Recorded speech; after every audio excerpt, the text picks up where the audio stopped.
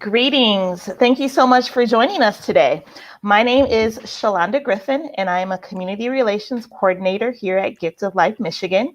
And I would like to welcome you to our self-care series. Now, as you know, we live in a very stressful world. We deal with so many different things. Maybe there's work, there's school, maybe you're a caregiver. We're still dealing with a pandemic. It's just a lot.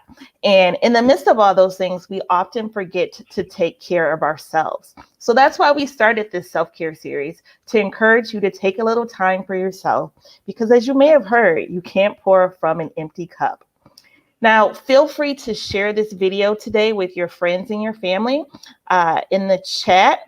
Feel free to also tell us what you've done during times of grief to help heal your heart. Even if you're watching in the playback, we want to hear from you. So don't be shy. We want to know how you're doing out there.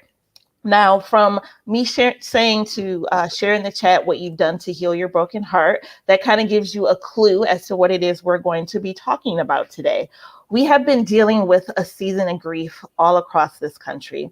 There have been a lot of broken hearts. Anyone who has a newspaper or the internet or watches the news, we know that we've lost a lot of people over the last 12 months. And unfortunately, we are losing more every single day. And when people are dealing with grief, they need help. They need help in healing those broken hearts. And I am so glad to be joined by someone who is doing her part to help do that. Hi, Azarae. How are you today? Hi, I'm wonderful. Thank you so much for this opportunity. Great. I am joined by Azarae Redman from Chattanooga, Tennessee, and she is the founder and executive director of an organization called Young, Black, and Widowed. And she is going to talk to us about that today. Now, before we just dive into that, Azarae, can you tell us just a little bit about yourself as a person? Who is Azarae? Hi, I am a just outgoing person who loves to connect people to other people. And that's why I started a nonprofit to help connect other people to support that they need. Okay. Now, you started this support group because sadly you are also a widow. You lost your husband, Matthew. Can you share some of your love story with us? Yes, my husband and I are college sweethearts. We studied engineering together. We traveled a good bit of the world together. We were big brothers, big sisters, mentors together to a child. We graduated, bought a home, and we had our first son. And I was 5 months pregnant with my second son when my late husband passed away suddenly from lung cancer. And then fast forward to 3 years later, I wanted to start a support group and a nonprofit to help people who were going through similar things that I was going through when I didn't really find the right fit for myself. Mm-hmm. Now, I'm so very sorry about your loss. That's heartbreaking. Would you mind sharing with us how old you were when you lost your husband? Sure. I was 27 years old and I'm now 31, and my children are now 3 and 4 years old. Okay. So how much of a struggle was it to find a support group or to find the help that you needed? Because I've noticed that a lot of groups that are catered towards widows and widowers, they tend to be a lot older than 27. Yes, I found myself in the midst of wonderful widows, but who are quite a bit older. And me being pregnant with a 10-month-old on my hip, I just didn't fit into the group, and we didn't have similar experiences. So that's why I wanted to start Young, Black, and Widowed Incorporated, because I wanted to literally go out there and find other people who are going through similar things just like us. But of course, if you want to be a part of our group, not everyone is Black or widowed. We have people of all ages and ethnicities. And I love that. Like, it's a wonderful conglomeration, but we do try to focus on those who are young, Black, and widowed, like myself. Okay, that was going to be my next question for you. If someone is not Black, are they able to join this organization? But you were able to answer that. So great. So tell us, by being a part of Young Black and Widow, what type of benefits are there? What do you offer? We have support groups. We have that meet weekly and throughout the week that usually are virtual. We also have in-person support groups for those that are local. And we have a blog, we have a podcast, and we interview people who are just like us that are in our support group to help other people feel better about their life journey. But we also interview people like estate planners and life insurance agents and even funeral directors, just so people can figure out what do I do now? And then in addition to all of those things and a couple more, we also offer a scholarship called the Matthew Holt Redmond Memorial Scholarship. And that scholarship is given to a young Black widowed, mother or father, or anyone who is actually pursuing a degree after they've been widowed, because as you know, we a lot of times have to start our lives completely over again. Mm-hmm. And this can help them do that. So how long after Matthew's passing did you start Young Black and Widow? It was actually 3 years to the day on his death anniversary that I got the idea, and then I went ahead and filed all the paperwork, and we were up and running within a few weeks. And I really felt like I had found my purpose. I was really searching, and I really love what has come from it. We've actually helped over 1,000 widows and widowers across the United States. A lot of that has to do with our support line, and anyone can call in that's grieving, and it's available from 10 a.m. to 10 p.m. every single day, Eastern Standard Time, even on holidays. And people can call in for any sort of reasons too. Okay. That's really great that you are available on holidays, because I know that can be a grief trigger for a lot of people when they look over at the Thanksgiving table or it's Christmas morning and there is someone who's not there anymore. So I think that's really thoughtful and great that you are including those days as well. Now, when someone calls the hotline, what can they expect? Well, when you call the hotline, it's actually really up to you what you'd like to discuss. A lot of people want information on what do I do now? Do I go to the Social Security office? What should I look for when finding a funeral home or director that I'm looking for? What types of paperwork do I need to fill out?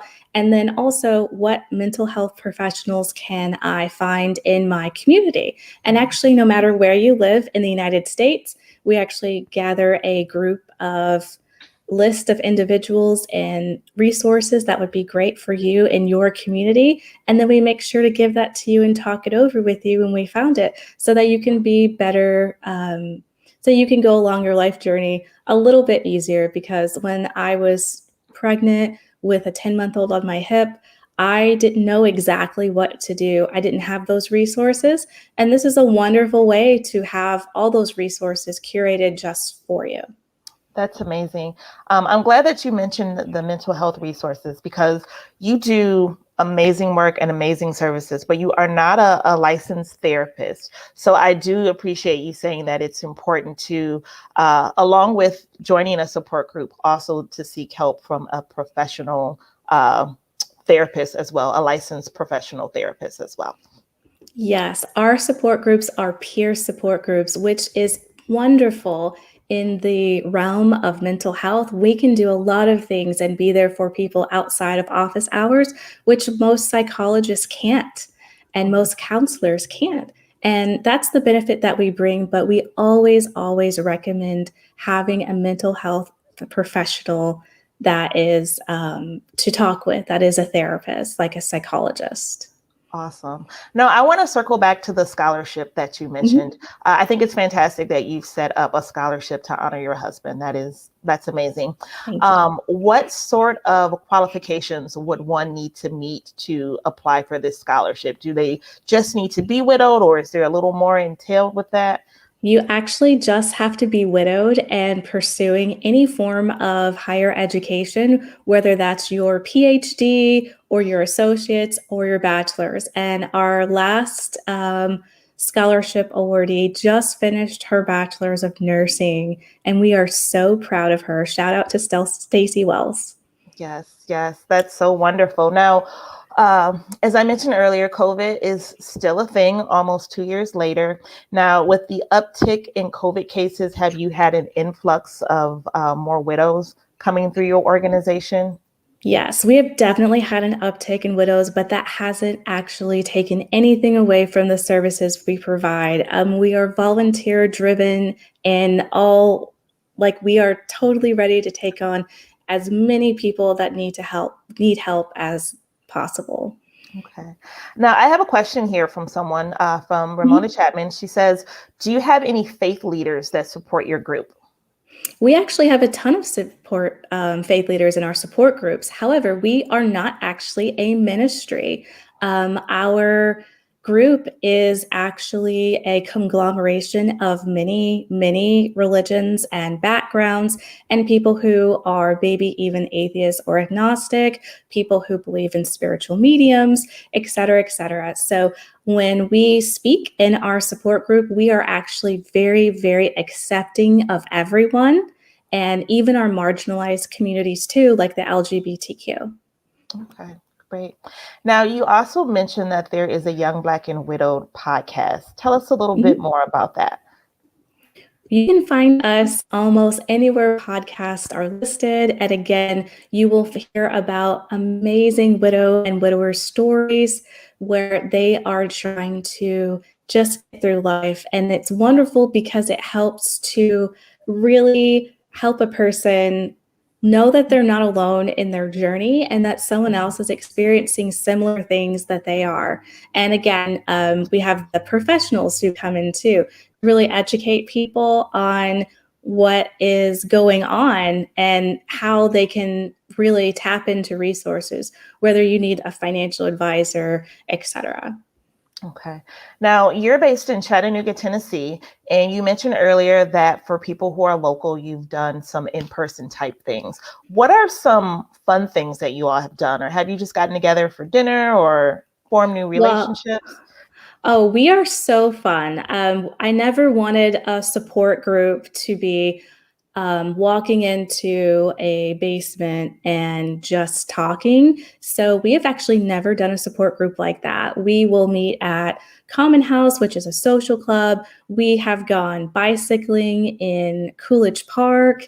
We have talked at restaurants and gone some fun places. So it's actually very laid back. It's almost like just like talking with friends, because again, it is a peer support group, and that is what really bonds people together. And even in our online support groups, you're able to talk with people just like you were talking with a friend.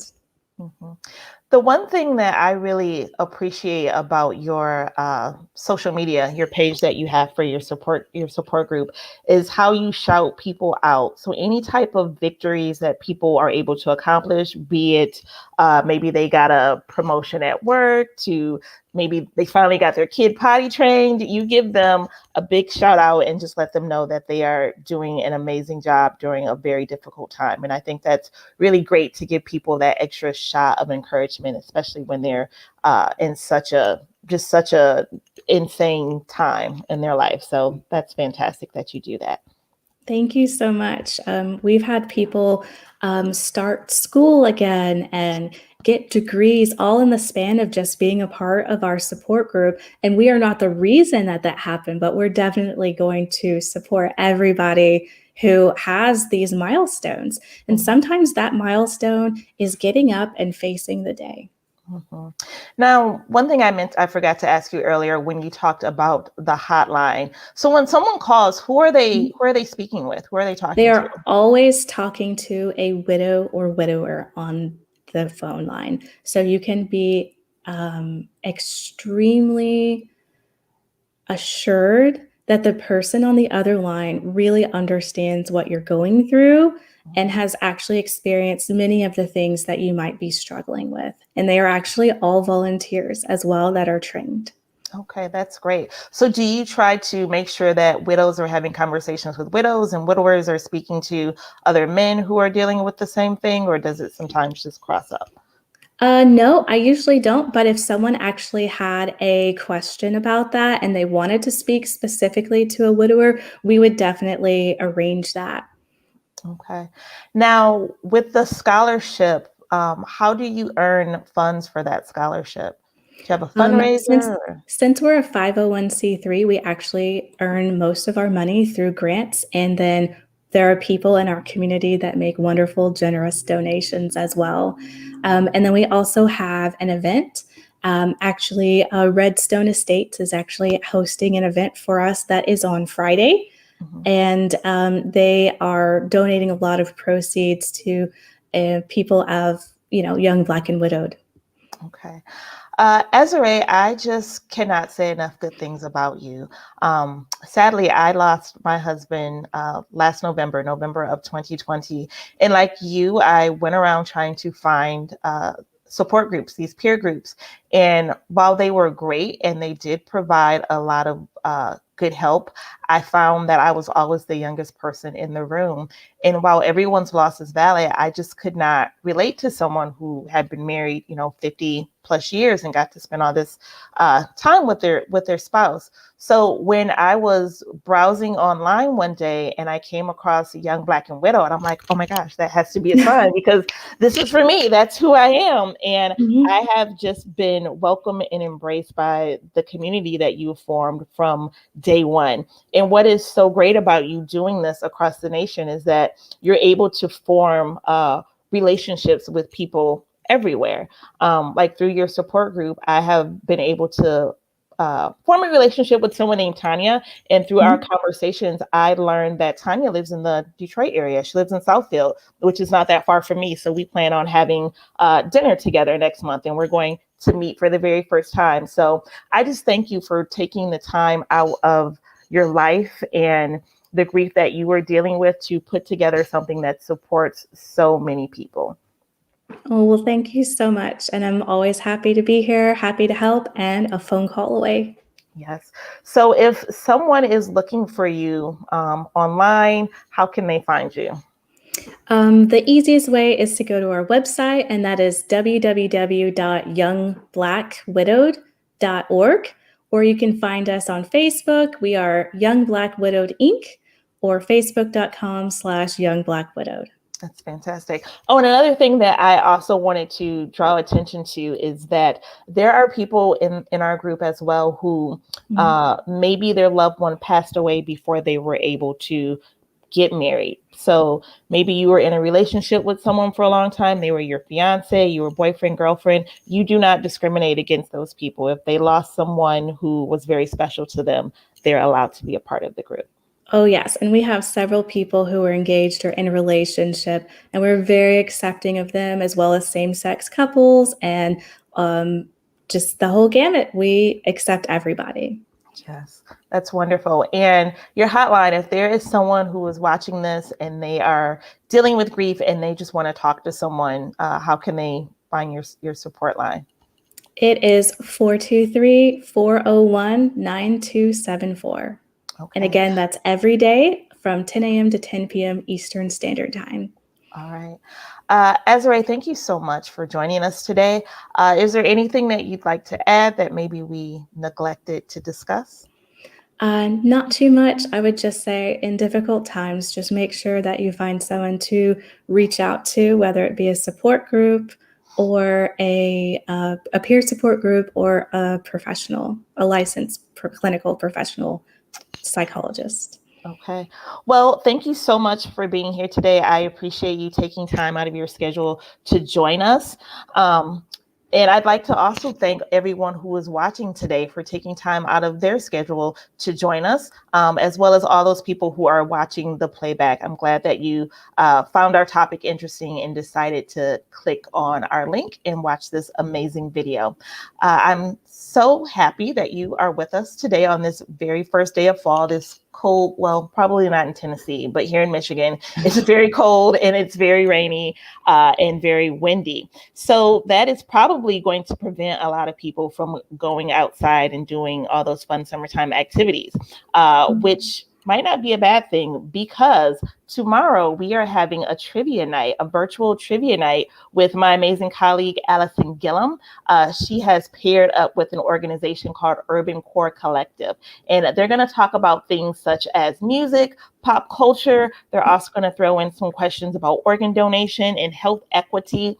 It's all free. There are prizes for the first place winners. And I would highly recommend that you sign up. You can register at golm.org/trivia.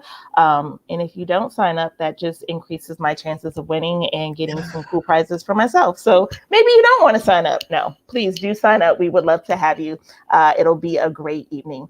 And if you would like to join the Michigan Organ Donor Registry, or if you just have some questions, you've been inquisitive about how the donation process works, we would also encourage you to check us out at golm.org. We'll be able to answer any questions you might have there. And you can also join the Michigan Organ Donor Registry that way. It takes about 1 minute.